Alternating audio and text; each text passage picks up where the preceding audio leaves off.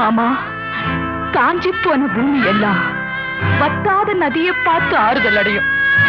அந்த நதியே காஞ்சி போயிட்டா துன்பப்படுறவங்க எல்லாம் அவங்க கவலைய தெய்வத்துக்கிட்ட முறையிடுவாங்க.